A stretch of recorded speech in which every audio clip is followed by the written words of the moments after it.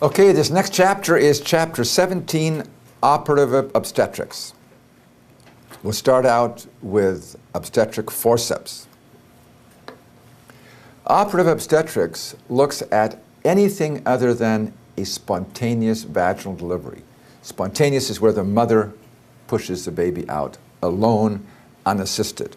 Okay, operative obstetrics then includes a forceps with a vaginal delivery, a vacuum extractor with a vaginal delivery, or cesarean section. The biggest indication for a operative vaginal delivery is a prolonged second stage. Forceps, vacuum extractor, or cesarean. I want you to notice the orientation of this fetal head. It is occiput posterior. And often, occiput posterior is much harder to push out and leads to a prolonged second stage.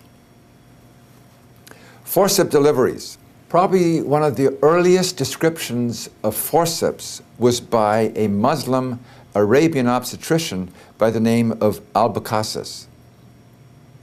When you look at these forceps, it's clear this was not a live baby that was delivered. It had crushing teeth, and the idea was to morcellate the fetus to remove it so the mother would survive. This was a time in Europe which we often call the Dark Ages, when scientific progress came virtually to a standstill. And yet in the Muslim world, there was a lot of advances made. This is an image showing a destructive procedure to decrease the size of this dead fetus so you could remove it vaginally. Peter Chamberlain in the 1600s was the originator of the French Huguenot family of physicians who first used forceps. What was interesting about these is that they considered this a gift from God, which was a private gift to them, and they never told anybody about these forceps for generations. They could deliver babies of women that nobody else could. And they put them into a big box. They had 4 men carrying the box into the room. They sent the men out. They locked the door. And of course, obstetrics at that time was all done under a sheet. So nobody even knew what they were doing. It wasn't until generations later that the forceps came into more standard use. Here we have forceps being placed, and notice the orientation of the head. Another occiput posterior. Various different shapes of forceps, various different people's names attached to them.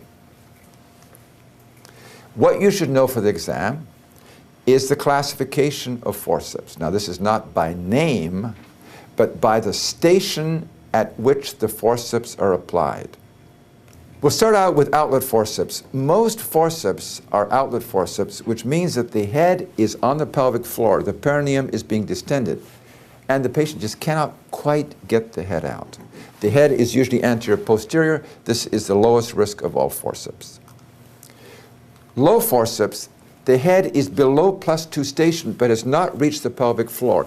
This is relatively safe as well. However, still, most forceps today are outlet forceps. Mid-forceps, the head has engaged, which means that the biparietal diameter is below the pelvic inlet. The presenting part is at 0 station or below, but has not reached +2. Very few mid-forceps are done today. And high forceps have no place in modern obstetrics at all. You don't even know if the head will fit. The head is unengaged. The most common indication we talked about is a prolonged second stage. Perhaps you have a poor electronic fetal monitor tracing, bradycardia, repetitive decelerations, you want to get the baby out. Or let's say you have a mom who has cardiac disease and you don't want her to be pushing and increase her heart rate. And that would be an indication for a forceps delivery as well. Forceps are metal instruments and need to be placed properly and traction applied properly. And they can cause injury, as you can see on this face here. Now, these forceps were over the eye. Forceps should be placed so that they do not have any compression points at all. One of the concerns is facial nerve injury, as this baby has. Fortunately, this baby recovered by the next day and did well. But forceps are not without their risks. Here is a baby whose ear was almost avulsed from forceps. And it wasn't just one side, it was the other side as well. Forceps need to be done by people who are trained, and unfortunately our current residents in training get less and less exposure to forceps.